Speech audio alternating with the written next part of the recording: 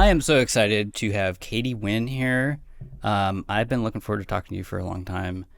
You, to me, are like one of the premier Portland comedians at least that I know. Okay. So, but I'm so happy you're here and thank you for coming. Yeah, thanks for having me. It's exciting. And you literally just came from Helium. Yeah. Is that right? Yeah. It's right here. Yeah, that's really cool. I remember when they opened Helium, and I was just so stoked that we had a club like that. Yeah, real club. And yeah, I met like, or I don't know, I saw a bunch of people come through, like Shane Torres and the guy who was on Conan. He just came back there. I can't remember his name. Alex? I want to say Ken. Ken. Not Ken. There's a number of comics who've been on Conan. No, I'm just blanking out his name, but he lost a bunch of weight. He used to be bigger. Ron Funches? Ron Funches, yes. Ron, yeah. I saw some of his first shows there. But anyway, yeah, I love Helium, and I'm just shouting them out. It's a great club. But It's a good home club to have. It's a nice home club for Portlanders. yeah. So that's kind of, I wanted to start with that because I went to some shows this year to kind of get back into the comedy scene, just as like a viewer.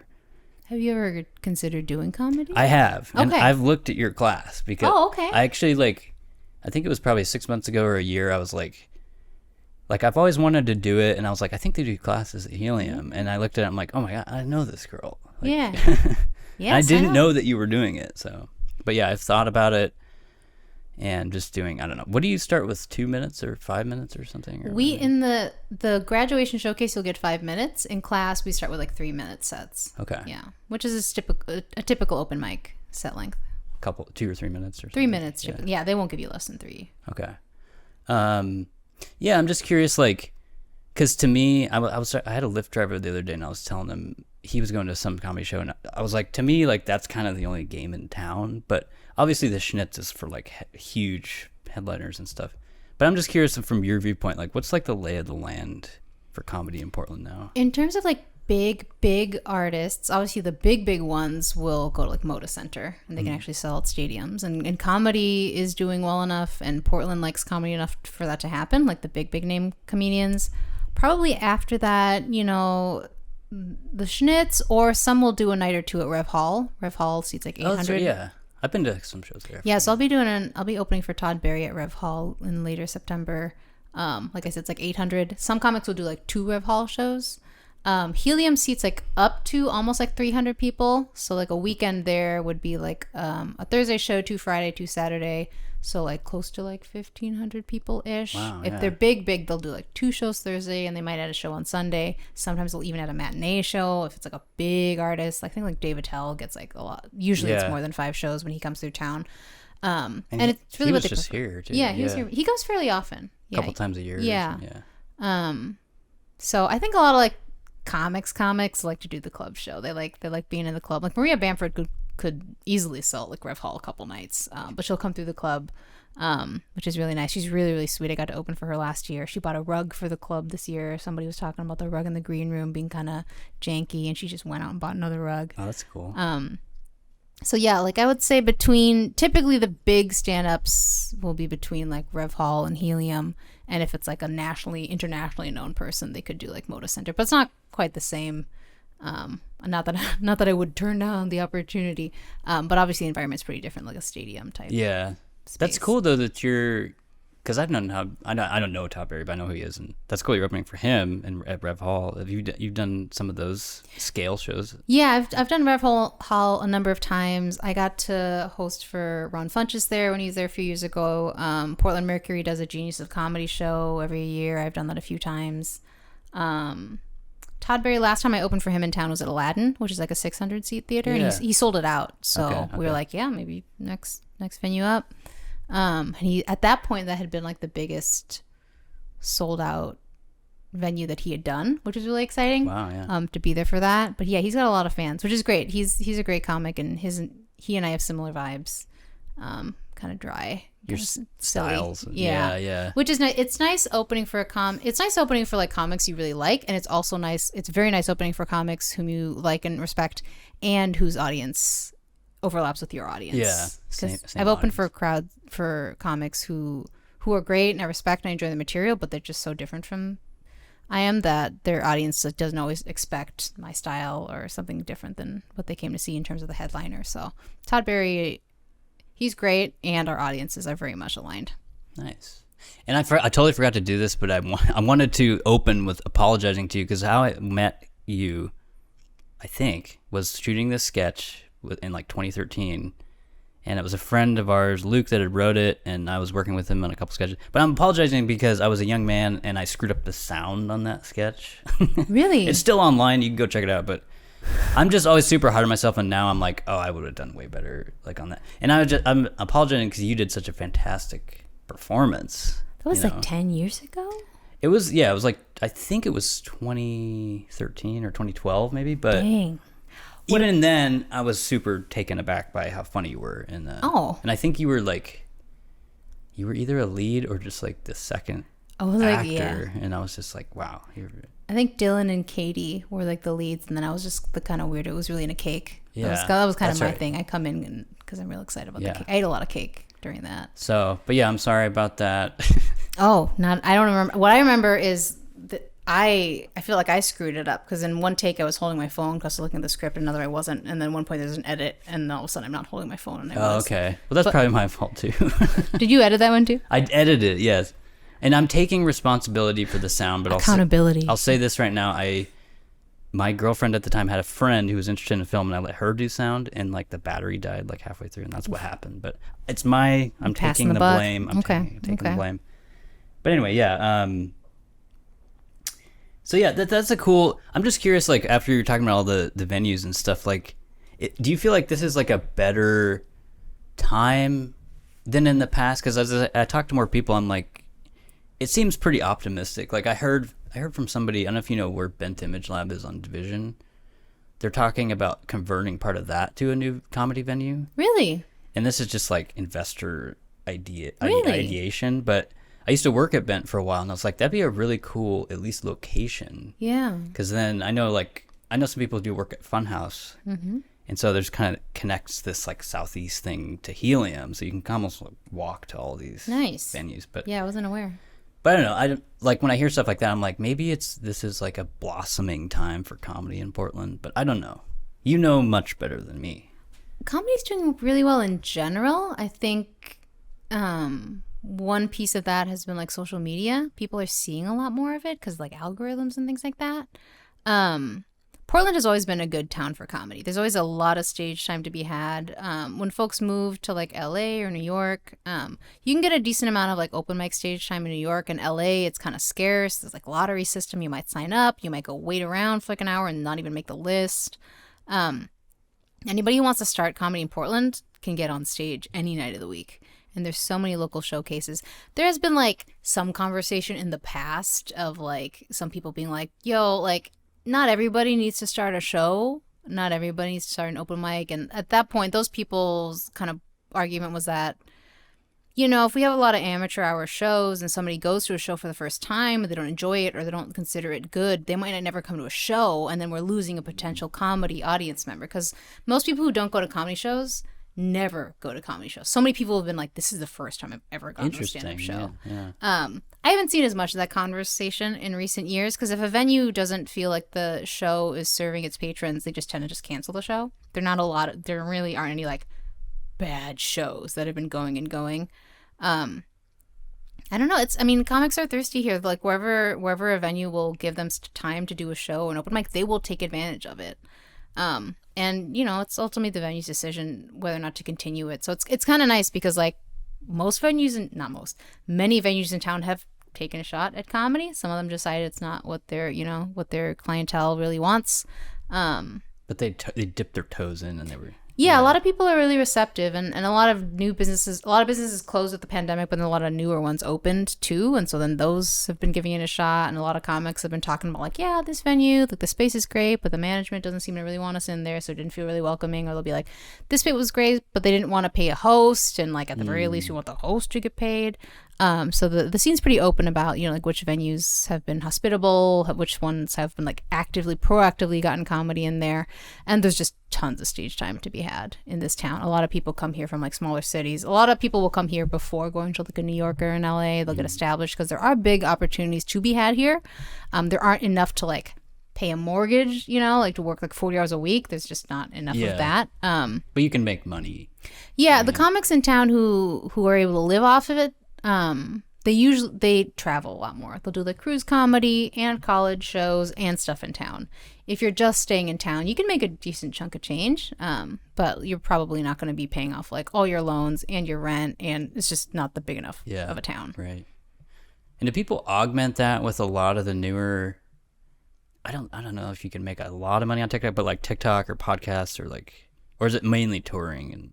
It's mainly touring. Yeah. When I've talked to friends who have big social media followings, so like Alex Falcone or Mohamed Al-Sheki, I think they've said something like, one of them said something like, between like TikTok and Instagram followers seems to translate more into people in shows. And that's both like the beauty of, and like, you know, kind of the drawback of social media. Like you might have like 30,000 followers. They might all be in like states where you would never perform. Right. Who knows where they're, yeah. So it's like you have a great reach, but that doesn't translate to ticket sales, and like having followers doesn't translate to income. And like comedians don't tend to do like brand deals, like skinny tea and stuff like that. That's a thing. Some kind of Instagram sponsorship or whatever. Yeah, they're not influencers per se. We're in it more for, you know, to get people to show, because tickets and merch are where comics would make money. Not in like there's no money in views, there's no money in, can you pick up my stomach on the mic if my stomach I heard it, but it's fine. I have an AI tool. I'll remove it with. Really? Will it? I think so. I'm not my starving. Stomach was growling yesterday. I did another episode yesterday. Okay. The same thing, but I'm not hungry, don't offer me anything. I just ate too much. You ever have like you eat so much and then it like stretches out and then like you feel hungry before it's reasonable I had a huge brunch this morning. I shouldn't be hungry right now. But I think I'm just did too. I didn't have a brunch, but I had a breakfast, and I haven't eaten since then. That's how filling it was. Yeah, same. It's embarrassing.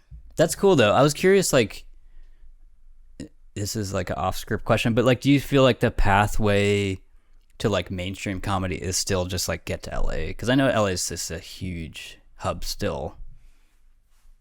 It's hard to say because social media has been really interesting. So people like I don't know if you're familiar with like James Austin Johnson or Sarah Squirm. I know Sarah Squirm. Yeah, they're both on SNL. Is she on SNL now? Yeah, they're both on SNL now. And James Austin Johnson at first, it was because his amazing Trump impressions on Twitter. Yeah. Specifically, when I met him, which is to say he wasn't funny at this point. When I met him, is because he used to do this like weekly showcase down in LA called Rod Stewart Live at some like bar. And it was just like any other like random showcase here with the same like amount of like audience members, same amount of comics, and you know, it wasn't super remarkable, but then like with the power of like shares and the algorithm, and his impressions were amazing. I don't know if you like saw the ones he was doing even before he got booked. I think I might have. I was telling some other guests, I feel like that also trended with people like face swapping and doing comedy like that, but I don't know. I've probably seen who you're talking about. I don't know. Yeah, it was because of social media. It wasn't because he was booking tons of commercials in LA. It wasn't because he was booking like cruise shows or anything like that. It was because like, you know, everybody's so accessible these days if the algorithm picks up on it, right? That has a lot to do with it.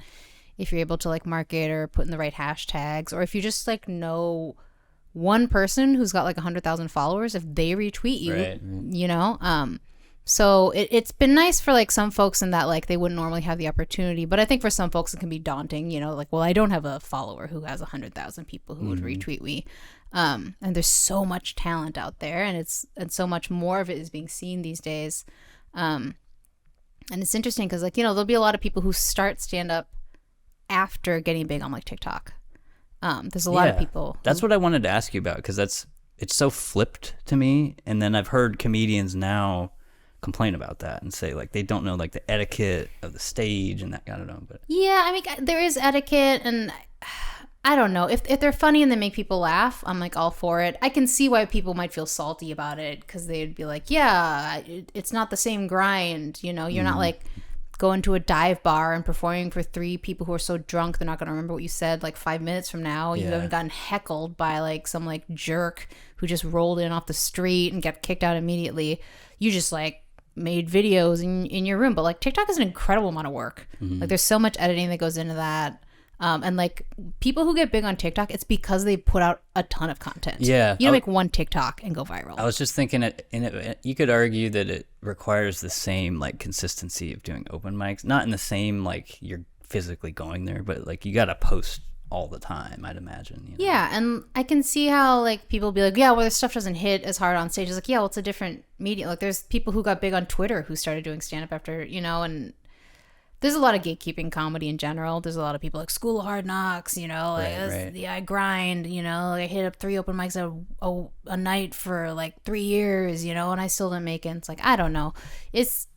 Yeah, I mean, there are a limited amount of opportunities. That's kind of how it's always been. But as long as people aren't being like hacky and like terrible, like I'm okay with them like doing well and stand up. I can see why people are salty, but people are always going to find a reason to be salty in comedy. It just kind of breeds that. Yeah, once you get to that level, you're kind of like, you got to do it my way. But I don't know. I like a lot of comedians that came up through podcasts. So it's like, I don't know. I'm kind of on the same page of like, however you get there, if you're successful, that's fine. Like, you know, I don't know. It's been interesting. Before TikTok, working at Helium, it was like the YouTube stars. And it would be like a random one-off, like, because I'll be teaching there on Sundays. And like the headliner will do like Thursday, Friday, Saturday. And there'll be like a one-off on Sunday. I'm like, who is it? And it'll be like, some like 19-year-old like YouTuber who's got like 1 million followers, and I'm like, more power to them. They sell out the club for one night. Like, yeah, they're not, you know, they're not like overestimating themselves and like trying to book out a whole weekend, right? Like 3 or 4 days, or they know what they can handle. And then, you know, and then like sometimes like for those shows, Helium will turn like all ages because they got like a bunch of teenagers. Like, I don't know, get some teenagers in a stand-up, you know, like they can't come to a lot of shows, you know, like maybe you think it's hacky or it's based in like, I don't know, Gen Z humor. I don't know. If they find it funny, let people laugh. I'm not going to gatekeep that kind of thing. There's a lot of gatekeeping comedy. Yeah. That's interesting. Yeah. I wasn't expecting to hear that from you. I love hearing about that stuff because it's interesting as an outsider. Like, I've done comedy in the sense of videos, but obviously, like I said, I've never done stand-up, and I've always been curious about it, which is a good segue into the classes that you teach. When did you start doing that? I've been teaching before I started Helium. I was already teaching stand up at Deep End Theater. That started in like, I've never even heard of that. It died during the pandemic, but now it's back, but it doesn't have a space, so I can't fully tell you what they can offer at this point. That was maybe like 2017 or something like that. And then I started at Helium in like 2019. All right. So I've been teaching it for a minute. Like almost 5 years. Yeah. Yeah. Okay. And yeah, I'm just curious about like the age of the people you get. Is it people that are just kind of like, because like what ages do you offer classes to? The club is technically 21 plus, but we've had like a 20-year-old here or there who just had to stay in the sound booth during the show and couldn't be out where they were serving alcohol. And then we've had like folks in their 70s, 80s. Okay. I didn't think about the alcohol. For some reason, I thought there'd be younger people, but like I said, like we can make an exception. It just means that they can't sit out with their friends during the show. Gotcha. So they can perform. I don't think we would do like under 18. I don't think. But yeah, that they need to know and make exceptions just so they, you know, liquor license, try to respect the venue. Yeah. And everything they. Because I was gonna ask, like, is it like kids are like forced into it? But obviously, if you're 20, no, you're kind of like. There have been times like during the pandemic we offered like an online like 1 week session. I taught that, and then I know some other places in town have offer like one-off classes for kids. And this is like, I'm trying to remember, it's like a 2-week thing or something, or how long is the class? This one's 7 weeks. 7 weeks. And wow. the graduation show at the end. Nice. Yeah. And how the end show is typically like how many students are in there? We'll enroll up to like 12, 13, 14 folks. Some folks unfortunately have to like drop out or that kind of thing. Again, none of these comedy isn't paying any of these students rent. So like if they can't make the show, if they're like a family thing or a health thing, I'm like, go, like, be healthy, be with your family. Because it's several weeks. So yeah. So, you know, people tend to people can miss a class here or there. Sometimes miss a graduation show, which is kind of a bummer, but sometimes we're able to add them on to like another session, but it's not quite the same because they're not with the cohort that they came up with, but we'll try to get folks on stage. That's kind of the big goal of it. Have you had like a student come through there that you're just like, wow, like that was like you've seen their trajectory? Yeah, it's been really cool to see people come not having done anything, and then like after the show you see them out in the scene, then they're hosting an open mic, then they're hosting their own show, and they're getting booked on other shows. Like I said, it's a pretty nurturing scene. There's a lot of stage time to be had, and there's a lot of growth to be had. And I try to give students an idea. I'm like, yeah, probably the first like gig you get was after this will be substitute hosting an open mic, right? And then at some point you'll get booked for a guest spot. You'll book for 5 minutes on a local showcase in like some bar basement somewhere, which will be fun. And then then maybe you'll have connections. Somebody like is close with this like restaurant owner near your place, and they're looking for like a monthly thing, and maybe they'll ask you to host it, and maybe you'll do that. Yeah, it's been really, really cool to see people come up in this town, and a lot of people have moved away, getting bigger opportunities. One of my friends, Mohan Sheki, he came up. He started after me, but we hosted a show here for a while, and then he ended up moving to New York because he got a writing gig with Sam B. And I've seen a lot of people from town here do late night spots or do like Just for Laughs or things like that. That's cool. Yeah. Yeah. I was thinking, is it hard to like? Because I have trouble with that sometimes with the video of like, is it hard to split your attention from like teaching and then, because I'm assuming you still perform there as well or other places? Yeah. Because like you were just saying the Todd Berry show, but is it hard to?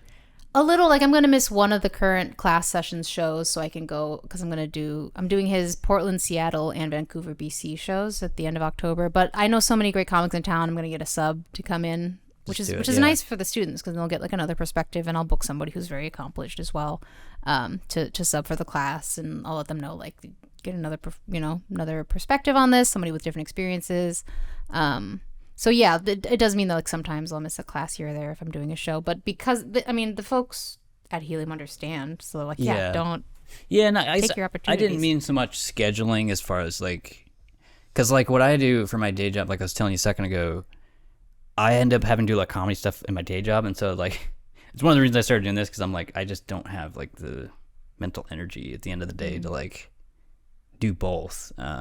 That's kind of more what I meant. Does it take away from your ability to do that? But it doesn't seem like it. I wouldn't say so. I teach as a day job as well. I'm a high school teacher. Oh, I didn't know that. Okay, yeah. So teaching's a big part of like everything that I do. And when I teach comedy, the way I'm not like generating content that I would otherwise. Right. You're just helping people. They bring the material, they bring their ideas and thoughts, and then I just kind of help them like mold it, refine it in a way that they can perform it on stage. So that to me is a different part of my brain. I'm a language arts teacher, so also like I help kids write short stories. I'm like, ooh, the character description's so great here, and like like the denouement here is like really masterful. So like that's just kind of built into what I that makes sense. So almost a different skill entirely when you're teaching stand-up. Yeah. And some stand-up teachers who don't have as much experience teaching, like I have a master's in education. Like I've studied pedagogy. Like I've studied, like for my high school teaching job. Yeah. So I'm like uniquely trained to give feedback that doesn't tell students what to say. Some comedy teachers, they can't help but be like, ooh, you should say this here, because because it's not like they're like they think of something really hilarious and like your bit would be great if you do this. And if I were to do that in like the high school setting, it would teach them nothing. So it would just be more something like, ooh, like maybe we can insert some personal details here to make a more vivid image, and it will incorporate a little more storytelling, a little more unique perspective, and like, ooh, this is like really funny here. I think we would get the point even more if you did a little more of an act out and did like a voice for this character, because the game here is contrasting you with your neighbor. So let's make more of a delineation between like, how you are and how you interact with each other. Yeah. So that doesn't, that's a different part of my brain than me generating material and refining it myself. That makes sense. Yeah. Sorry, I was kind of going off on that, but so tell me about this PBS thing. How did you get into the PBS thing? That was great. So the producers of Mega Wow, which is this PBS Kids series, they're called Cispro Studios. It's Laura and Rob Sams. Are you familiar with them? No. They do educational content. They've done a lot of stuff. So more recently, they wrote all the songs for the new Teletubby reboot for Netflix. They've done a ton. They've done stuff for like Discovery Channel, PBS Kids, all kinds of stuff, all educational. They're both like trained science educators, and they've been doing this for like over 20 years. Okay. They're a brother and sister duo. And I knew Laura, she's an improviser, and I've done a lot of improv. And her now husband is a stand-up. I know her husband through stand-up. And she had known I was a teacher, and they got in touch with me, and they're like, hey, you're like a teacher, right? And I was like, yeah. They're like, what do you teach? I was like, oh, high school Spanish language arts. She's like, oh. I'm like, why? She's like, well, we're doing this like educational show for kids around science. I was like, well, also like I volunteer at OMSI. I've put over like 600 hours in doing like educational science demos for like little kids. So like that's exactly like what I do. Great fit, yeah. For my volunteer work. And she's like, oh, like well, that's exactly what we're looking for. And they suggested me as one of their candidates, and like PBS Kids had to approve, and they really wanted me to do well. So this was like peak pandemic. This is like September 2020. Right. So I was at home teaching at home, and they had me film a little demo, and I did this one. You like draw with like a permanent marker on a plate, and you add water, and it kind of lifts it up, and you can like make the little stick figure dance. And I did that, and I sent that in. They're like, okay, this is interesting. Then I got like a little call back, so I made it to like the finals. And Laura and Rob, you could tell that they really wanted me to be on the show. We we'd been around with each other, and so for like the little callback, they set up a whole little set in their backyard and filmed it like professionally instead of like me at my home. Because I think the other person in the running had her own YouTube channel already. Okay. And it was already like kind of educational based. And they're like, yeah, she's just based on that alone, she's got a little bit of a leg up. So they like edited it, and we did it with Rob's son. And that went really well. And it was interesting because after the first video that I sent in, somebody at PBS had maybe said something about like my energy.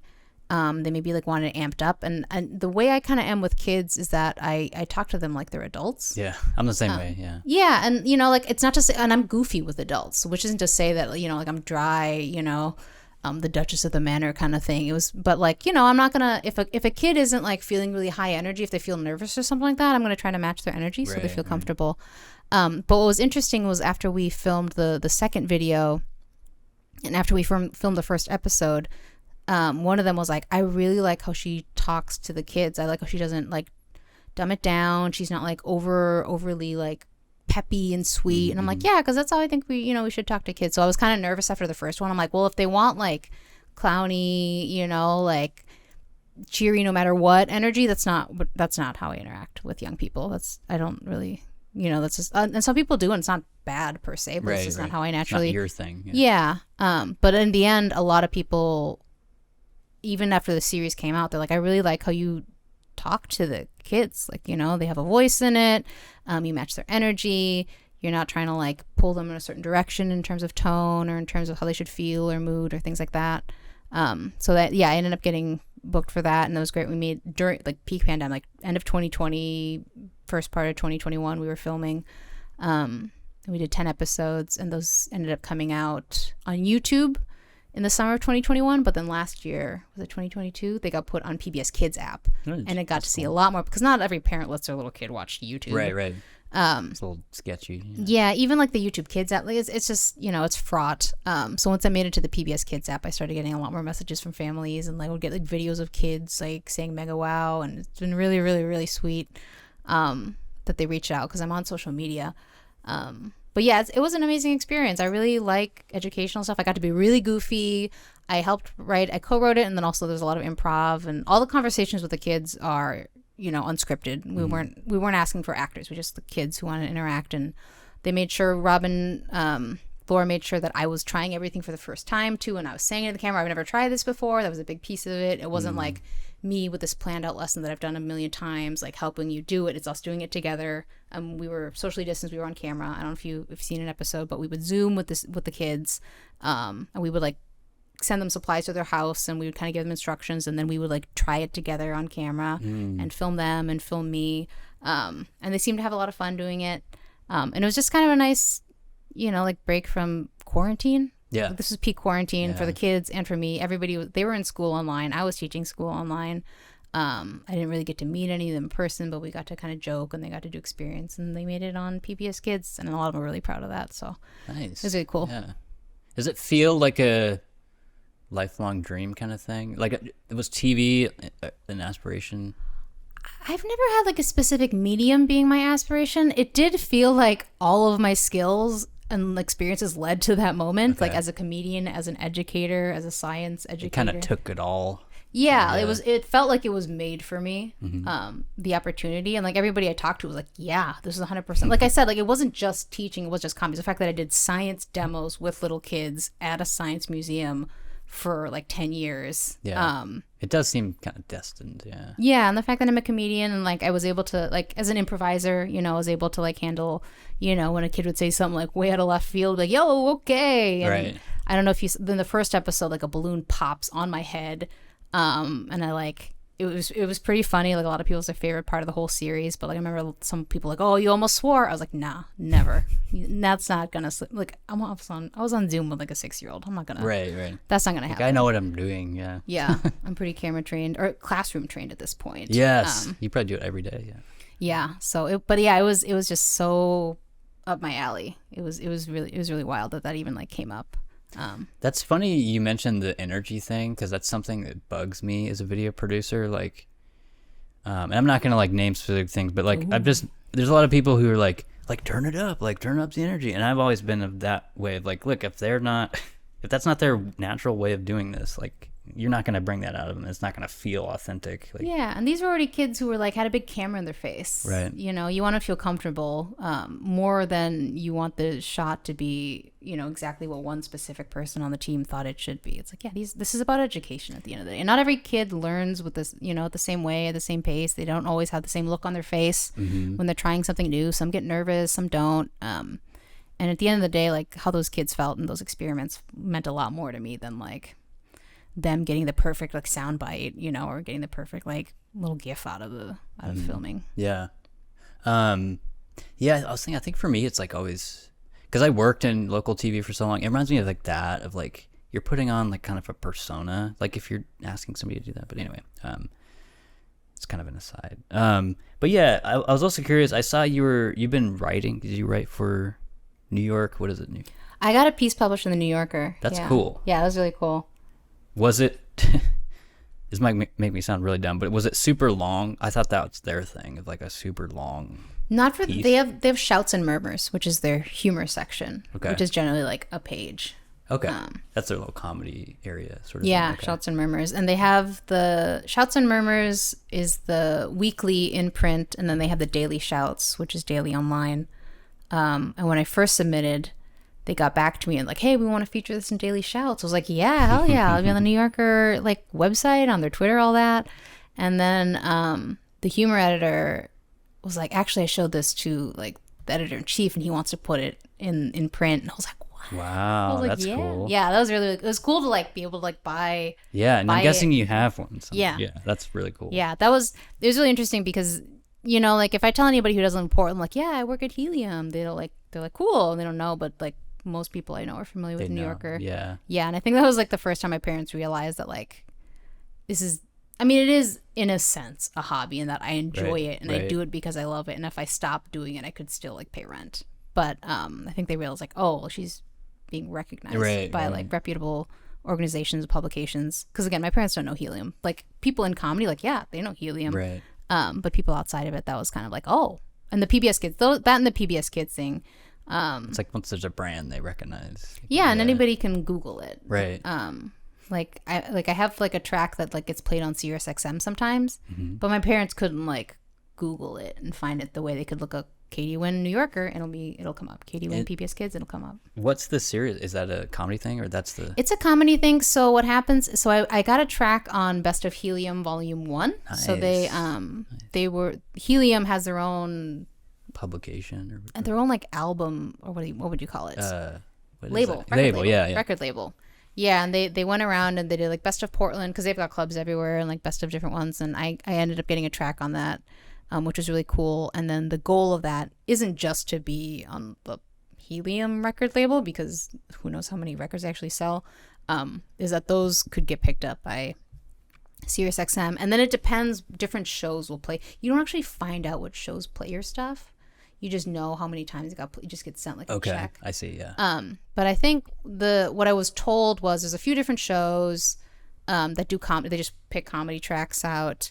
Apparently, what you want in terms of like money is apparently like the family friendly, like clean ones. Because like a lot of people were like, I don't know if I should do like some blue material, which is like dirty material on the show. And there are like shows on SiriusXM will play that, but it's like you kind of want to fit in as many as possible. Be as accessible, yeah. Yeah, and I've gotten like a couple of messages from folks being like, I heard you on SiriusXM, but I don't actually have SiriusXM. Yeah. I was thinking I got it because I just got this truck that I have, but I've never tried it. You'd have to. Yeah, they were telling me like, oh, you get hundreds of channels, and so, but I don't know, I've never used it. Yeah, I like I local should. radio. That's kind of my jam. I like hearing like the commercials that are like very local. Yeah. Yeah, like the local like law firms and stuff. I mean, that is cool though. I know, I'm always surprised at how robust Sirius still is, and a lot of people say, well, it's because they put in car rentals and all this stuff, but it's like there's still like a very large listener base, however you slice it. It surprises me because nobody I know, to my knowledge, listens to SiriusXM. But I mean, it gets plays and I get royalties, and people will message me sometimes saying, "Oh, I heard you on the show," and I'm like, "Oh, cool." Yeah, that is really cool. I had no idea. Yeah. I was curious, and this is like kind of boring, but because I knew Helium is a franchise, but I know there's like one at Philly. How many do they have? They have a bunch now because they bought a bunch of other ones too. They did? Okay. That are not all under the name Helium. It was some other. So they have Helium in like Philly, Indiana, Buffalo, Portland, but then they bought in Austin what used to be. Oh man, I should know this. They have a venue in Austin now. They have like Go Bananas in like Philly. My dog's making noise there. Is she dreaming? They have something like 7 clubs now. Okay. What did That's pretty big. They bought what used to be Cap City in Austin. Okay. So they've expanded a lot during the pandemic. Yeah, that's a pretty big portfolio for Yeah. brick and mortar. Yeah. Well, and then like headliners can like do like a circuit, Right. They can do a whole tour. Yeah. Yeah, so it's nice for headliners. It's nice for, like every once in a while, like Helium will be like, hey, they're looking for somebody in Indiana. I thought you might be a good fit, so it's like I get some opportunities that other clubs do. Like if you do this one private gig that we're trying to book in Indiana, I can get you like featuring for like the headliner for that weekend or something like that. So that's a lot of people like to get past at Helium. It's not a guarantee that you get to work at their other clubs. I've been at Helium for so long, and I teach the classes that I know like management up at corporate, and so they're aware of me. They don't know every single comic that works at every single club. Just too many. But yeah, it's nice to be a part of that. It's nice to get past at a club. To have a home club is really nice. What's that? That's their main one? No, just to have a home club. Oh, I see. Yeah. So like, there's a lot of Portland comics, but not all of them could claim Helium as their home club because they were never passed. They never worked there as like an MC or a feature. That's kind of why I was saying earlier when they opened, it just felt so good because like I know Harvey's used to be here, and I think now they do like pop-ups and stuff. But, but it just didn't have the same feel. Like every time I go to Helium, I just love it because I actually didn't know that they had that capacity too. Because I always felt like it's smaller, but no matter where you sit in there, like it's a good show. Yeah, that's how I feel. It's really well set out. Yeah. But yeah, I was curious too. Like, do you enjoy the writing stuff? Like writing, like that article that you. Yeah. Oh yeah, I enjoy satire quite a lot. I am the kind of person who needs deadlines and stuff, so it's hard for me to produce that on a regular basis because I have like so much stuff, and like as like a school teacher, there's always something else I could be working on. Yeah, it's kind of. You have a lot of paperwork. Yeah, and I can make as much work out of it as I can because there's no lesson that serves every single student. There's like, oh, it was a good day today. Like, oh, about this one part, there's no like perfect. Any teacher who's like develops a curriculum and never changes it again, right. they could be making it better. Like if somebody's like, oh, it's all good, you're just like, that's not me. No, that's not how it works. Because kids change, the world changes. Right. Like I one of my old colleagues, she's really amazing. She won Oregon Teacher of the Year. She's like, like the test scores in her classes for like AP and like the academic accomplishment of her students was just like always through the roof, always exemplary. And she still changed up her curriculum every single year. She was constantly adapting it. Yeah. And that was why it worked, because she wasn't relying on something that was really successful 5 years ago or even like a year ago. Mm-hmm. So there are folks in teaching who who don't have the desire or the energy or like the life circumstances to allow them to keep like developing new stuff. But I think a good teacher will constantly be like working on something. Yeah. If Seems they can. diligent. Yeah. Yeah, I mean, the world's changing. Like, Yeah. this is very different now from when we were in high school, which is not that long ago. Yeah. In terms of like how students get information, how they interact with each other. Now there's the pandemic, so now we're just trying to deal with like, you know, like how did that affect socialization? Like how did that affect students' understanding of like what learning looks like and what it means, and what it means to like do your best work. Where like when in the pandemic, like people like didn't turn their cameras on and like didn't interact with each other. Yeah. Is that weird? Like, because I'd imagine that difference of, I mean, now it's a little more normal, I guess, in school, but like, it just seems that'd be very like a hard contrast of like comedy. You kind of have to be social, and like, it's like the whole idea, at least maybe a one way, because you're like, you need a reaction from the audience, right? Yeah. It's a highly social pursuit. Yeah. It's weird because I kind of experienced it. I was filming a lot during the pandemic, and people would be like, well, I'm used to just having like a crowd. Like I can't just talk into a camera and have the same, you know. Yeah, the online comedy shows, the most charitable opinions on those will be like, they weren't that bad. Yeah. But a lot of people hated it because again, you weren't interacting with people. Comedy, it's not a service, but I kind of see it as a service. Like, you're there to make people laugh. Like, if I go out there, I'm like, I want to work on these 3 bits, and if they're not enjoying it, I want to switch gears. Like, I want them to laugh, and not even like I need my ego to be stroked. It's like they're not here to like see me work out material. They're here to like get entertainment. They paid for entertainment. Get what they came for. Yeah. So in that sense, it's like, man, if the crowd like really wants, like, you know, like sometimes like you'll see the comics go up before you, and they'll do something political, and the crowd like won't be feeling. They'll do something dirty, and you're like, okay, I guess that's the headspace we're in tonight. Yeah. You know, they want different things at different shows at different times. Sometimes they want you to talk about what's in the news. Sometimes they want to avoid that because they've been thinking about it all day. Yeah. It's kind of a temperature of the room kind of thing. Yeah, and like I said, like you're there for them. Like, yeah, like most comics don't get into it to serve people, but at the end of the day, like that's what we're here for. And if you want to be a successful comic, you should want them to get what they need. And maybe they don't want to hear your new experimental bit. Maybe they want to hear your A game, like silly puns, or I know what I look like jokes, or like a raucous funny story. You know, maybe they don't want to hear your thoughts on, you know, like late stage capitalism today. Right. Maybe save it for a different show. Yeah. Yeah. Interesting. Yeah. I'm kind of curious. I'll get into like, because I'm gonna combine 2 things here, I think. But like I'm curious because you were talking about you kind of felt more validated, I guess, when you got on these like on the magazine and all this stuff with your parents. Because I hear that a lot with comedians of like, it takes like such a long time before they're like, okay, we're happy with this path that you took. But I'm curious about that, and also like when did you start doing it? Was it here in the Northwest? Yeah, I moved here February 2011. It's okay, you're all good. And I started comedy like late summer, fall 2011. Okay. Wow, that's that's early, yeah. Okay. And what was it like a shock to your family, or was it? No, I mean, I've always had a day job. Yeah, they just they never had anything against it because they always considered it a hobby. I think when I got those like credits, it was like they still think of it as a hobby, but they're like, oh, but people are recognized, like she's getting acclaim in certain ways.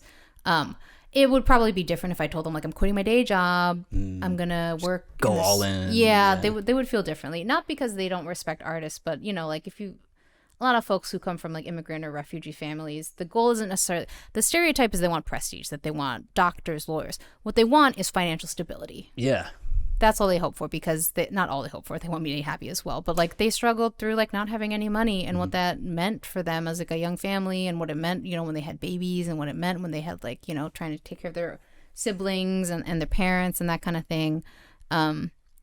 So they don't want to see it again. Yeah. Yeah. They're like, we suffered like through that, like not knowing where the mortgage payment would come from. Like we went through that, you know, and like I said, if I had quit my day job to do this, I think they would be worried, not because they don't think I'm talented, but A, because they want me to have financial stability, and B, because I think they know as well as anybody that like being successful in the entertainment industry is a matter of talent and luck. Mm-hmm.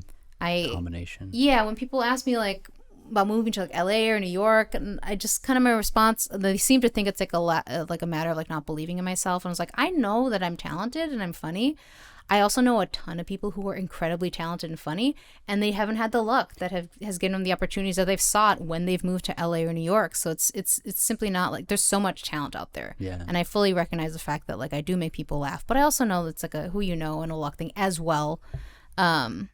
So it's, part of me really respects folks who like will like quit their day job and like move to LA and work like service industry jobs till they make it.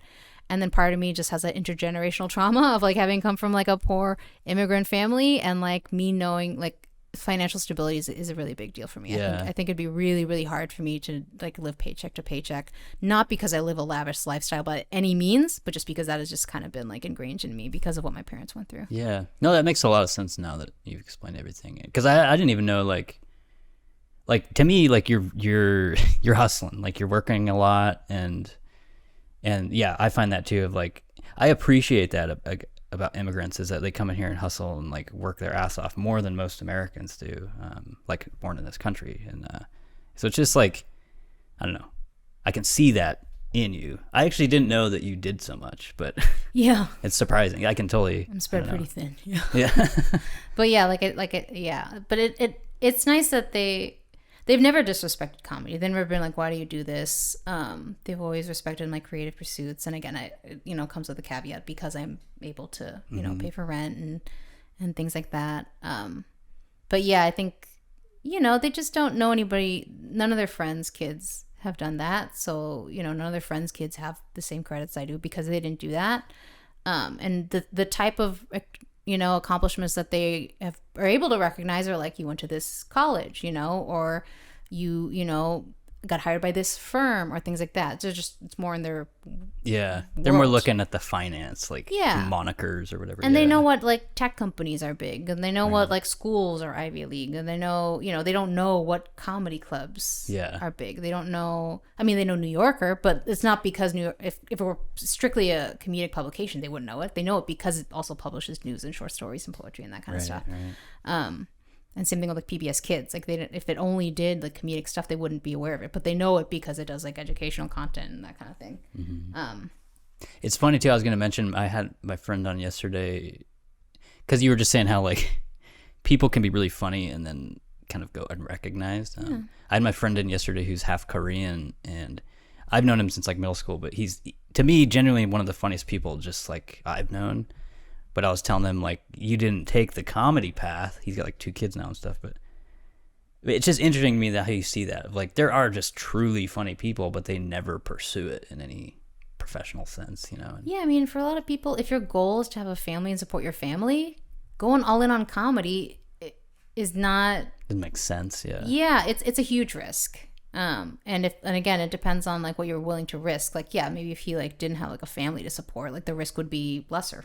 Yeah. And like I said, if I didn't, and this is probably coming from like an immigrant or like, like Southeast Asian mindset as well. Like my parents are like pretty set up financially, but also like, I think I need money in case, like what if like they retire, like somebody needs an emergency surgery. Like that's how I think. Yeah. And that, it's like burned into your brain. Yeah. Yeah, which is interesting because like privilege in a lot of senses isn't always what you have so much as like what you're able to dedicate mental and emotional energy to. Mm-hmm. And I think a lot about, like when my parents are older and things like that, and like how I, like I want to be, I don't want them to live in this kind of condition. I want to be able to provide this and that for them.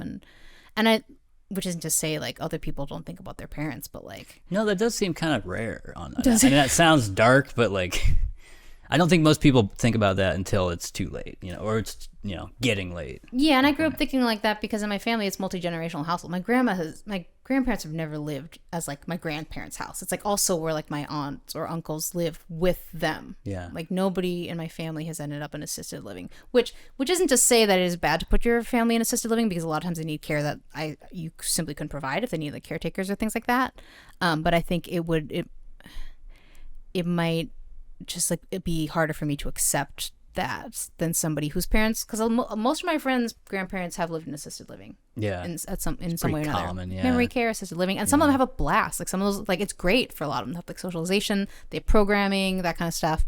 So again, it's not like I think that's bad, but like because I didn't grow up seeing my grandparents or great grandparents like in that situation, it's hard for me to imagine that. So like the dream for me, when people think like, oh yeah, the dream is this and this, and like a big house and a house for my parents where they ever want to live, I'm like, dream for me would be like a big house and then like a house in the backyard for them to live in as well. And I think for some people like that'd be like a nightmare. It's like, yeah, I guess I don't want my parents all up in my business, but I can't imagine them like, I can't imagine anything else really. That makes sense. Yeah, if you grew up with that, you know, because I don't know, I don't know if I've talked about it on the show, but I always like, as I get older, I really see how that family support structure is like so helpful in people's lives, and not everyone has that. No. Which is unfortunate because, yeah, I mean, it gives you incredible advantages, and also just, I think it makes you probably more, I don't want to say a better person, but you feel more stable. Yeah. And you feel comforted and all that stuff. Yeah, people say like it takes a village to raise a child. I'm just like, I think everybody feels more comfortable with a village at any age. Whether you're elderly or whether you're middle-aged, whether you're in like your 20s, like knowing that like, oh yeah, my uncle or my uncle's friend who was like an uncle, you know, or my grandma's like sister who's like a grandma, or, you know, I grew up around a lot of family. Yeah, and I'm really grateful for that. And so many people our age had like a lot of aunts and uncles because that generation had a lot of kids, and so many people our age have like one kid and then their sibling has one kid. And their kids have like one aunt and one uncle, and their kids have one cousin. It's all, yeah. Yeah, and I understand why that is, but also it's just like, man, that's so different. It is, yeah. It's weird because that's kind of how my family is, at least on one side. And I've like dated people or just friends of mine, they're like, I have like 20, 30 cousins, or, you know, it's just like, what? It's nice. I can't believe it, but, you know, it would be cool to like have that many connected people to you. Yeah, and it's not like you have to be best friends, but it's just nice to know that, I don't know, like they're out there. Yeah. Well, I was going to say, like, was there something that brought you out here to the Northwest? I got a random ass job. Okay. Yeah, I graduated, I finished undergrad, and then I was trying to find work in Minnesota for a minute, and I just like wasn't able to. I didn't think very hard about my majors. I majored in Spanish, French, and Portuguese, which is what I was interested in, but it's not a practical set of majors. Like, you know, I could have thrown in like business or international relations or nursing or something in there. Yeah, and then I got a random job offer out here for a company that did software and language pattern recognition software. Okay.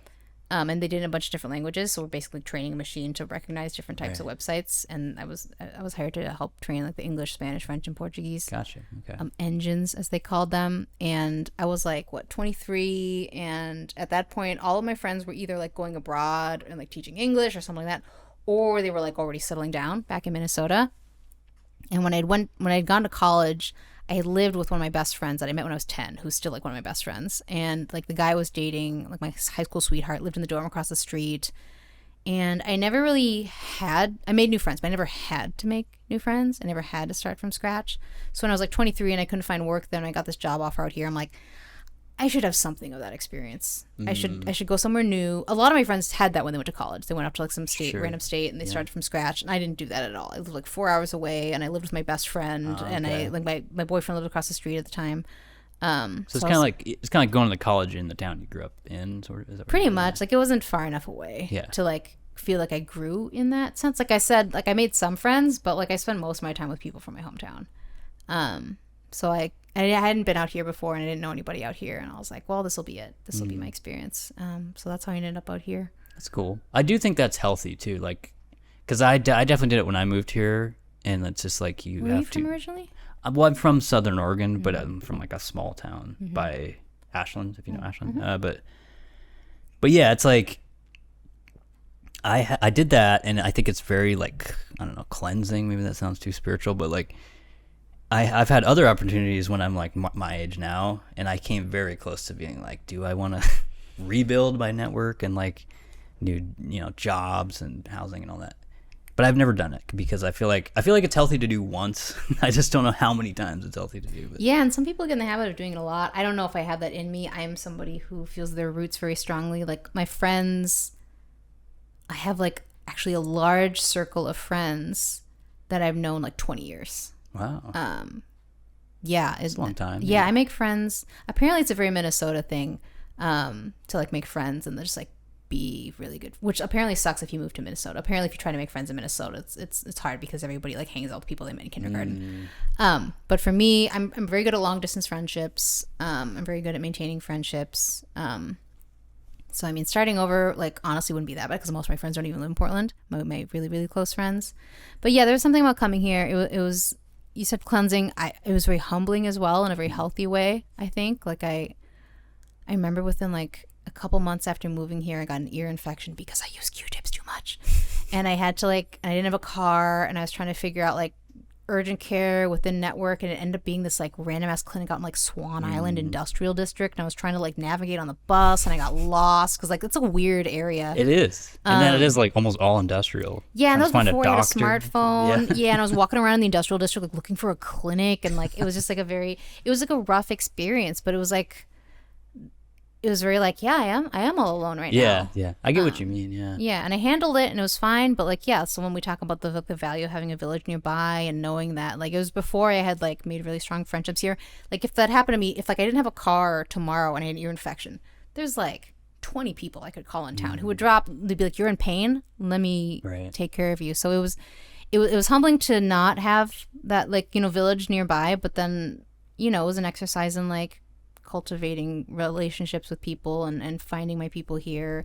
And now it's nice to know that like I have emergency contacts who I'm not related to by blood, you know. It's like a big deal to know that like, yeah, I know that if I like had to have emergency surgery tomorrow, like I know I would have people who would try to help me out and who would try to like get me there, and I have people here who would dress my wounds afterwards, you know, and people I'm not related to by blood and people I'm not like in a relationship with who would do that, which to me is like, that is cool. Yeah.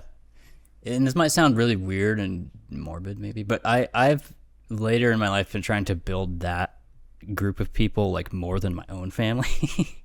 But that's just me. I don't know. Not everyone has the same family, but because I don't know, like I was saying, I've been trying to build a support network that's more robust, I guess you'd say. But I don't know. I like having that, like you said, people that aren't your family members who are like, oh, I can trust them and like talk to them, or just if I need help with something. Yeah, that's a huge privilege. Like I'm very lucky to have been able to find that because all my you know biological family is very far away. But that's hard too. Yeah, I miss them a lot. It's, you know, but Portland has been good for me during the time I've been here. But yeah, you need people. People need people. Yeah. So tell me about your favorite thing in the Northwest. It doesn't have to be Portland. Favorite? You probably go. I'm guessing you go to Seattle or up in Washington to do shows sometimes, or California. Or whatever. So you're thinking a place, maybe? Yeah, place, person, restaurant, just anything. People, I don't know. People tell me all sorts of stuff. Usually it'll be like a nature thing, but some people say restaurants or anything. It's such a wide scope of things. Like if you left the Northwest, was there one thing I mean, I guess for you it might be comedy, but yeah, I mean the comedy scene's really great here. A lot of people say food too, but I like zipping around town on my bike. Yeah, I mean I could do that in a lot of cities. I haven't lived in a ton of cities, so like, and one thing, like I love the Midwest, but I don't ride my bike on ice. Yeah, we don't get all the snow and yeah, ice. so like being able to ride my bike year round. I mean I do get rained on. Yeah, a lot, but I can tolerate. That doesn't make me feel less safe. It's just like annoying because I gotta wear rain gear. But like the fact that I can bike around year round is really nice. I really like riding my bike. I don't work out, so it's the only form of exercise I get. Oh, okay. So that's why in the winter people are like, why don't you like you have a car? I'm like, this is literally the only exercise I get. Like, that's a good. Yeah, I've always wondered that about people that do it in the winter, but that makes sense because I'm a person who I do exercise every day, and I attest to like the power of it. So that's cool that you're doing something like that. And if you're going like miles, that's a lot of exercise too. Yeah, and I didn't have a car until I was like 28 or something. So I just got used to it. Like, and again, this is very Midwestern, but like there's no bad weather. It's just like not having the right gear. So like I got rain pants, I got waterproof boots, I got waterproof jacket. Like the worst thing is that like if I'm wearing a lot of makeup, it'll get wet. But I don't really wear a lot of makeup to begin with. And and like I with the right gear I arrived dry. Yeah. I mean, like I look like a like weird pulling my pants down, in a place, but people are okay with it. Yeah. Um, People complain about it up here, and I'm always like, it's a weird balance, but I usually tell people, like, that's one reason I move up here is because it does rain so much, and it creates these really mild summers a lot of the time, and makes the summers better, makes everything green. you can get her outside. I mean, I was outside year round in the Midwest, but it just, like I said, I don't ride my bike on ice. Yeah. Like I almost slid out one time in like Madison, Wisconsin. I was like, I'm gonna eat shit on the. It's not fun. Yeah, the streetcar tracks are dangerous enough here. So. What about your least favorite thing? A lot of people say the drivers. It's overwhelmingly white here. Yes. Yeah. Yeah, and it's this very specific type of white where a lot of people here have read theory. They could define intersectionality. They know who Bell Hooks is, but they've never lived next to a person of color. There's a lot of performative allyship here, which is a very specific type of racism, in my opinion. And a lot of people who are just real self-congratulatory about it, but people who are very quick to claim, I am a feminist, I am an ally, I am anti-racist. And to me, if you are, you don't claim those titles. Mm-hmm. If, like, it's like saying, to me, a lot of times it's like saying, I'm not racist. I'm like, nobody can say that. Right, yeah. Everybody has learned some kind of like anti-black, even people of color, Yeah. Goes in all directions. And I met a lot of people here who feel way too comfortable, like saying like, I'm a feminist. I am an anti-racist feminist. I'm an ally. I've seen people who have it in their email signatures. Yeah. And that just kind of, it's this really kind of insidious type of performative allyship that really kind of eats away at you because like I said, these people could define intersectionality. They could explain how gentrification harms neighborhoods, but they've never been in community with the people who are affected by that. They've never, like truly like listened to, the voices of people who they want to, I believe they want to, like try to protect and uplift and that kind of thing. And like some of that was like really coming out during the Black Lives Matter demonstrations during 2020 and people really showing their whole ass and like being really, really, I think it does a different type of harm because it's almost this kind of like weirdly like makes you feel like you're taking crazy pills, when you're like, wow, these people like are going out every night wearing gas masks. But then like, they're also like taking selfies of themselves in like gas masks and they're also like, you remember that one person who like made like national news because they got naked and started doing yoga in front of the line of cops at the Black Lives Matter demonstration? I think so. Yeah. It's a woman. Yeah, I don't know if they female presenting. I don't know how they identify, but like it was just something to see. Like it was just such a spectacle because it was also a conventionally attractive person. And I just saw so many people saying like, this is so fucking badass. This is what we need. I'm like, how was that helping black people? Yeah. Whose body, like who were they protecting by getting naked? And because again, if somebody with a different type of body or different color skin did that, they would have gotten fucking tackled. They would have gotten shot with less lethal rounds. They wouldn't gotten, like brutalized, and they wouldn't have gotten like all these like pics of them and so many people saying, what a goddess. Like this is how you do it. This is how Portland does it. I'm like, who does that serve? Yeah. Well, I definitely agree with you that there's a lot of, I think the whole performative aspect is like reinforced by a lot of social media because people just get into this mode of like, I just want to say the right word and then people will like me and, and I think, a lot of times that gets extended to real life and, but yeah, I also feel, maybe it's just me, but I feel like Portland is kind of maybe realizing that that's happening. I don't know. Some people here are. Yeah. Some people are fully unaware. And again, it's not the same. I can see how people be like, well, at least they, have good intentions. Like, yeah, it's better than having malicious intentions. But it does give people the impression that, like, they are contributing to advocacy efforts. Right. When they're not. It's they think they're having an effect and they're not. Yeah, and it just, I think a lot of people just kind of lack understanding around all that kind of stuff, which is again, like I have a lot of access to like training and understand and like academic work and professional development around like racial equity and what it looks like and how like systems are like within public school systems. Like I'm very aware of that. I remember one time I like went out with this dude and he, I think his parents are from Mexico. He's white passing. He was born and grew up here. And I remember I was talking to him, and he was like, "Yeah, I lost the number of friends during like the Black Lives Matter demonstrations in 2020." I was like, "Oh, really?" I'm like, "Yeah, well, how?" And he was like, "Well, my friend was like, oh, you should contribute. You should like donate or come out." And this guy's like, and I was like, "I'm Mexican." And he looked at me like I was supposed to be like, "Yeah, you shouldn't have to do anything." And I was like, "Why do you think that excuses you?" Like, yeah, and I'm Vietnamese. Like, and I still know that I have been taught and I have participated in systems of harm that like perpetuate like racism and white supremacist values. Like, your parents being from another country has no bearing on that. You still like benefit from white supremacy because you look white. Like, obviously you're not choosing to. You're not saying like, "Ooh, I want this white privilege for me and none for you." It's, but like, you have to acknowledge that like we are all complicit in it, and we all need to do some work. And to be like, I can't imagine if like somebody were like, "Oh, do you care about Black Lives Matter?" And if I was like, "I'm Vietnamese," like, how insane does that sound? It's like, yeah, I am a person of color. I'm a light-skinned person of color who doesn't have to deal with like anti-blackness or colorism. So yeah, but it's a very Portland thing. It's when people talk about like identity politics and oppression of Olympics. That's oppression Olympics. It's like, well, my parents are immigrants. Like, yeah, so are mine. And like, so Yeah, well, yeah. At some point, it becomes who's the bigger victim, and yeah, and that's so toxic. And there's a lot of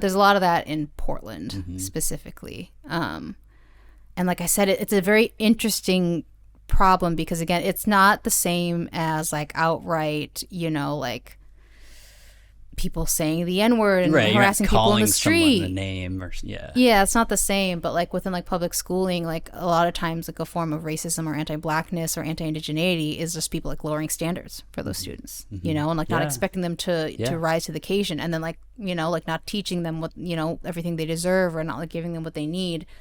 So I see that a lot. You see that in like public education, and you see that in like in Portland in general. So I mean, again, I'm steeped in that work, and like I know like the terminal. I've had the privilege of learning the terminology and reading the articles and things like that. So I am at a place where I'm like, I know it's kind of foolish to be like, I am not a racist, right?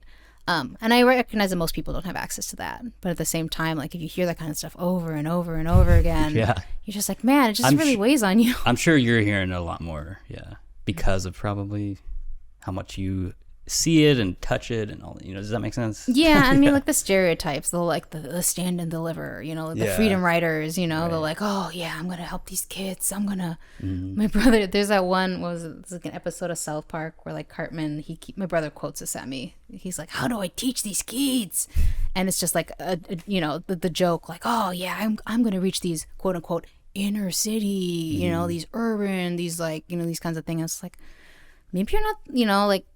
Also, like, even when I teach like students of color and like Black and brown kids, like I also fully recognize like it'd be amazing if they had like an Indigenous teacher, if they had like somebody who's like a little bit closer to their experience. Like, yes, I can absolutely relate, and then I'm a person of color. I have experienced racism. Like my parents are immigrants. Like, I know what it's like to like have to navigate systems that you didn't grow up in, things like that. But also, I do not understand what it's like to fear that the police are gonna kill you, at a traffic stop. I will never understand that, right? And I know that, and I recognize that, and like sometimes it'd be like, it'd be great if they had a teacher who like did share that experience. So it's an interesting mix of like, I'm glad I'm in there so I can help create space for them to like share stories around like racism and like like being from immigrant families, being from refugee families. At the same time, I can't fully reflect their experience back at them. I can't fully like help them process it in the way that a different teacher would. So let's just see like white teachers come in and be like, "I'm gonna teach these kids everything they need to know." I'm like, we're not always capable of teaching them everything or creating space for everything they might need to air or to process or to to unpack and that kind of stuff. And I think part of what makes me like a decent teacher is the fact that I'm well aware of that. Yeah, just being aware of it. That's what, because I was thinking it's almost I don't know, I could be totally wrong, but it seems like that's almost like a guarantee that two individuals are never going to have the same exact experience. Yeah. And you should, and as a teacher, you should be well aware of what you can offer to students and what you can't. Yeah. And I agree with you of like being aware of that, I think is probably the most important thing you can do, Yeah. So it's like, let them know, like, I'm one of the advisors for Asian student groups. So like one thing I can do for those students with whom we don't come like fully, like whose experiences don't fully reflect mine, is to let them like, "Oh, do you know about MITCHA for students like Hispanic students, or do you know about Black Student Union?" And try to connect them with what they, what they might, and or like teaching about, how like anti-blackness and like anti-indigeneity and all that kind of stuff like manifests in society, and then like helping guiding them to process like, oh, have you seen this, have you experienced this. Maybe I can just help you process it a little bit. I can help teach you about the structures that are in place so that you kind of figure out where your experience has fit in that or has not fit in that. But some people, again, either lack the experience or the knowledge or the humility to be able to offer that. That's wild, though, that you, that's such a, like, deep and heavy contrast, it seems like, to comedy. But Yeah. you know what I'm saying? Yeah, well, it's But maybe not. I don't know. It's interesting because we do talk about, a lot of people in comedy want to talk about those experiences. I do think, I don't have, the numbers on it, but I think that my classes might tend to get a higher number of women or non-binary or people of color That'd be in them. interesting, yeah, to know, yeah. Because they see me on the website and they know that I'm not going to say, don't talk about your race, Yeah. Not which is not to say that the other teachers in town do that. I think it's just easier to like see a photo though and like make assumptions about who's going to create. I have had students like come and be like, oh, when I saw you were the teacher, I was like, yes, that's kind of what, because I don't want, I don't want a man telling me like period jokes suck, and I don't want like a white person telling me you're being too sensitive about this or that kind of thing, which again, I'm not saying is a reflection on teachers in town so much as what people assume might happen, probably because it does happen in other clubs or with other, teachers and things like that. But we talk quite a lot about how, you're going to want, folks want to bring their experience to the stage, talk about it. And, I'm pretty open about the fact, like, yeah, sometimes you're going to tell a bit and it's going to be about your family or your culture or something like that. And the audience who is not of that same culture is going to take it in a different way than you meant. And it's going to feel bad. Or they're going to think you're making fun of this when really that's not what you're making fun of at all.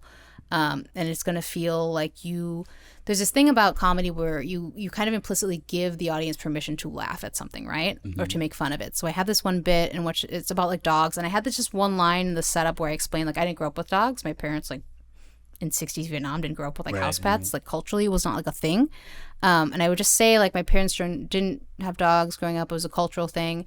And like maybe like half the time people would laugh at that line. And I realized after a while that people thought I was making a joke about Asian people eating dogs. Yes, I've heard, jokes like that. Yeah. And again, it's not so much they misinterpret. I'm like, but I cannot have a single non-Southeast Asian audience member going out and being like, well, she joked about it. Obviously, like I can joke about it too, right? So there's certain things, and I've offered like free workshops specifically for people of color, and we've kind of talked about this, like how things we say will be understood differently, not out of malice, but just out of like, the stereotypes they've heard or like the things they've seen on TV, and how it might feel different performing for certain audiences, and sometimes people get the wrong thing out of it. One time I had a student come in and she had this whole bit about how she's from like East Africa, and she's talking about how she had this whole bit about how her like grandma thought anything caused the flu. Like this caused the flu. You eat this, flu. You go out in this weather, flu. This kind of thing. And we kind of had a discussion about like how that might be interpreted by folks, and like, well, we were coming from, and this is all people of color. We were talking about like, yeah, we're talking about those folk remedies. We're talking about those home remedies. We're talking about like, the stuff that for your family. Some people, if they didn't know where it was coming from, or they didn't truly understand you, or if they didn't truly understand, they might think it'd be like a crazy immigrants don't believe in science, right? Whereas like, people here like ginger ale, like that's as home remedy as anything else, right? Like doctors don't prescribe ginger ale, but like it was just like people are going to understand things different ways depending on what they think of you and what their understanding is of your people. And sometimes you're going to walk away from a set being like, it didn't feel like it was received in a way that honored the experience that I had, and they didn't get the funniness out of it that I meant for them to get. And so maybe I don't want to perform that bit anymore. Or maybe like, I'll only perform it on certain shows where I feel more kinship with the audience or more in common with them, more community with them. But it's about a lot of things, about race and other things as well. Like queer comics making jokes about being queer and like not wanting folks to like walk away, doing certain voices and making, saying certain stereotypes. Yeah. And we talk a lot about in the first class today, we talk about how the audience needs to like believe you have the right to make fun of certain things. So like example, I had this one comic and she had this joke about like deportation, right? And she was this blonde-haired, blue-eyed woman. And the first time she said it, we were like, oof, like that's a lot. And then she was like, well, my dad's Mexican, and when I was younger, he was undocumented. So like I actually lived with like, you need to. It feels like you need to say that, because without saying it, you sound like a racist lady Yeah. making a joke about something you don't have to deal with. Whereas if you let us know that, which again, you shouldn't have to disclose your life story, but like again, comedy is about perception. Yeah, because I thought you were talking about in the setup for the joke. Is that what you mean, or just in general telling you guys? This was when she mentioned the deportation thing. Yeah, because like when you said that just now, I was like, that would make sense if you set it up in the joke as well. Yeah, like, she hadn't included that in the joke. Yeah. She hadn't mentioned that she came from like an immigrant family. Right. She hadn't, and so again, it was like, what the audience believes is that you have no right to joke about that because you don't have to deal with that. You don't have to deal with the reality of that. Well, when she said like my dad wasn't documented, and it's like, again, you shouldn't have to say, and I grew up with the fear of like coming home from school every day, he might not be there, right? You shouldn't have to like air your trauma. But again, we weren't able to access the joke in the way she wanted us to without disclosing that. And like, we needed to believe that she had the right to joke about it. Yeah, I see what you're saying. So like comedy is really interesting in that like they do need to know a certain amount about you in order for them to like give you permission to joke about it. And then you have to think about like, what am I giving people permission to joke about when I joke about it? If like I make jokes about like Asian people eating dogs, a lot of people will be like, well, she's a professional comedian. Of course, if she's joking about it, I can joke about it. It's like, people don't understand it's different coming out of different people's mouths. Yeah, that is interesting. When you were just saying that, I don't know if do you know Tim Dillon? Name sounds familiar. I saw him this year at the Schnitz, but he had a thing a year or two ago about, I think I might be getting this wrong, but he's a gay man, and he was making jokes about the gay community, and people were like coming at him because he's white, and they didn't know he was gay. There we go. Yeah. But I was just thinking, does that ever come into play with that stuff of like, you're almost turning it back on people because they don't know who you are, and then when they find out, they're like, oh, like he's a gay dude, and then it makes sense. And I mean, it for me, the ways in which I am a member of marginalized communities, it's very apparent. I'm female presenting. You can tell I'm a woman. My race is very obvious. You can tell. It's interesting because some people have to disclose things that other people don't. That's true, right? Like yeah. sexual orientation, or like some like white passing folks. And again, which isn't to say that makes people of color, but like again, they might deal with like like the struggles of immigration, or they might deal with like families who come from like a different background, or like linguistic barriers or things like that that aren't always visible. But yeah, some people kind of have to put that out there more than other folks. There's a whole genre of joke that's called like I know what I look like jokes. Mm-hmm. Oftentimes it's used to address things that are really obvious that you don't want to have to talk about your whole set. Maybe you feel like a really strong like Southern accent. Maybe you tell a one or two line about being from the South. Or maybe if you are older than what people might expect a typical comic to be, maybe you have a joke about like how old you are. Or maybe, things like that. Stereotypes, basically. Yeah, and I talk to students, it's like, yeah, sometimes you don't want them to be wondering that your entire set, like, where's her accent from? So sometimes you get it out of the way right off the top. And sometimes it's like the opposite, where you feel like you need to disclose things in order for them to be able to access your joke. And in order to be able to access it, I mean like for them to believe that you have the right to joke about it. Because again, Portland audiences tend to be like pretty sensitive in a lot of ways, in good ways, because they don't want to hear anything like borderline mean or oppressive on stage. But sometimes it does like boil down to them not believing you could possibly be a person of color because you have light skin, or them not possibly believing you're gay because they think gay people sound like this or dress like this or dress like that. So it's kind of interesting because that like if he needs to disclose a sexual orientation, that means that people are making assumptions about it. Yeah, well, and if you don't know Tim, he doesn't have like the effeminate voice and all that, but he's gay. But anyway. And he's a large man, which I don't know if that has an effect. Well, yeah, certain stereotypes about gay folks, a lot of them are that they are really fit because that's what they see on social media. Yeah, like the firemen or whatever. Yeah, like I don't think if you saw, like a bigger person out and they weren't wearing like super like slim fit tailored clothes, or they weren't wearing a certain print or color, people could easily, if not almost always, assume that they're straight just because of that. So I mean, like it's interesting when they feel they need to disclose it because they don't fit a stereotype. But like, yeah, as a stand-up, you need to understand what people are going to perceive about you based on stereotypes. So, like I know that people assume that I don't drink or smoke or swear, which is kind of nice. So the point when if I do ever like mention a swear word, it might have more of a punch because people don't expect it coming from me. So you can use it to your advantage in a lot of ways, but also like it does mean that you might need to disclose certain things, or you might need to like explain certain things in order for people to fully like enjoy your comedy. That makes sense. Yeah, it's kind of setting the whole dynamic for your comedy, basically. Yeah, they don't know you. They Yeah. don't. You gotta let them know. Or like a lot of like edgelords, their comedy will hinge on audience understanding them. So I've seen like countless open mic comics whose punchline ends with something like, "Now she's in my trunk, tied up," right? Yeah. And in their mind, the joke is like, clearly I would never do that to a woman. Right. In our mind, we're like, we don't know you.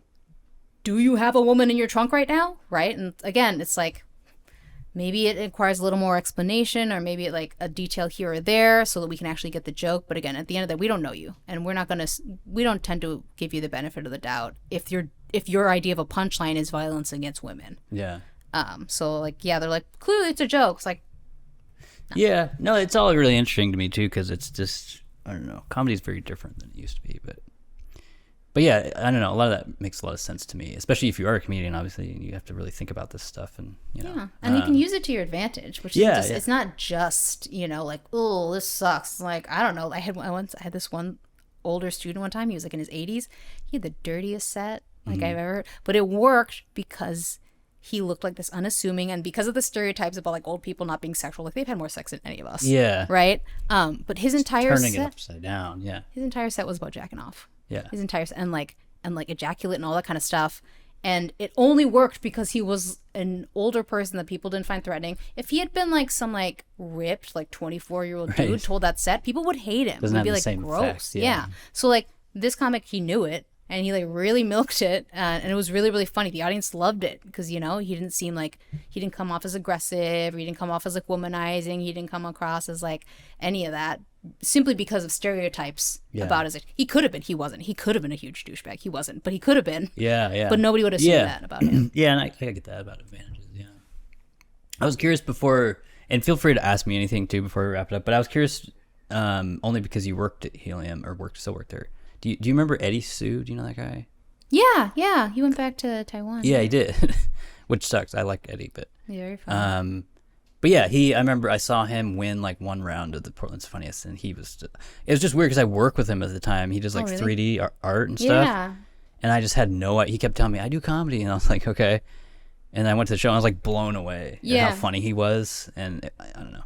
But yeah, shout out to Eddie. I don't know if he did. But yeah. Is there anything you want to add or ask or anything before we wrap it up? Did we really veered into like high school teaching and Portland stuff? Is that okay? Like we didn't. That's fine. Yeah. We weren't talking about comedy for quite a minute. It's all good. I don't know. A lot of times I don't know where these conversations go. I just like talking to people. Okay. All right. As long as you got what you wanted out of it, I'm good. Yeah.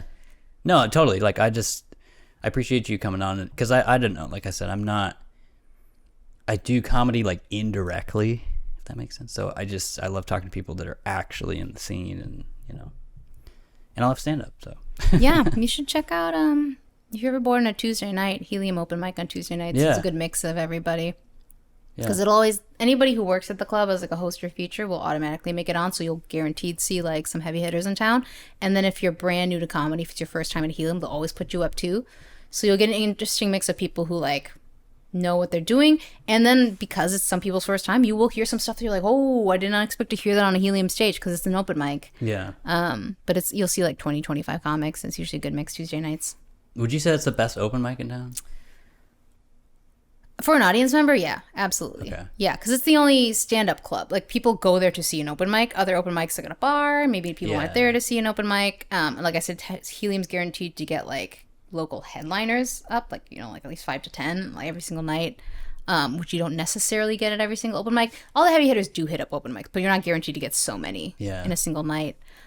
It does have like a $5 cover, but it feels like a club. Yeah, it's not bad. I try to, anybody who's interested in comedy, getting into it, or just checking out the local scene, I'm like, check that out, because you will see local headliners and you will see brand new folks, which you want to see in open mic. You want to see people kind of try out new stuff and flail around, and the heavy hitters will also do that. You'll see heavy hitters do like brand new stuff and like not gonna laugh, and then you'll see them do like a like their typical closer, and then just bring down the house. So it's a nice variety. That is cool. And for people, if people are interested in your class, just go on the website. Check out the website. Okay. Yeah, it's like a 7-week, and then we do a graduation show at the end, which is usually great, really great, really good, warm show. You get to invite all your friends and family and coworkers. They're incredibly impressed that you would ever dare to go perform solo under like bright lights to do 5 minutes talking to a mic to a room full of people. I really love teaching the class. It's really, really, really fun to see people explore comedy for the first time. Cool. And yeah, check out the PBS thing that's on PBS. Yeah, Mega Wow. You can check the PBS Kids website, PBS Kids app, YouTube. YouTube as well. All right, cool. Well, yeah, thank you so much for coming in. Yeah, thanks for having me.